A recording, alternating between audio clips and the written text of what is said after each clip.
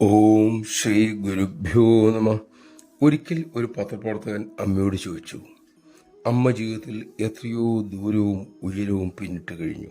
ആരും അറിയപ്പെടാത്ത ഒരു ഗ്രാമത്തിലെ ആരാലും അറിയപ്പെടാത്ത ഒരു പെൺകുട്ടി ഇന്ന് ലോകം മുഴുവനും ആരാധിക്കപ്പെടുന്ന ഒരു സ്ഥാനത്തെത്തിയിരിക്കുന്നു.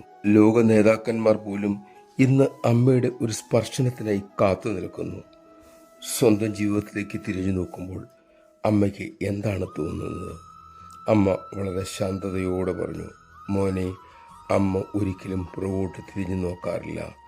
അമ്മ അമ്മയിലേക്ക് മാത്രമേ നോക്കാറുള്ളൂ. നമഃശിവായ. എത്ര അഗാധമായ ഉത്തരം! ചിന്തിച്ച് അതിൻ്റെ ആഴങ്ങളിലേക്ക് നമുക്ക് പോകാം. നമുക്ക് നമ്മിലൂടെ അകത്തേക്ക് നോക്കാം. അവിടം അമ്മയ്ക്കിരിക്കാനുള്ള ഇരിപ്പിടമാക്കി മാറ്റാം.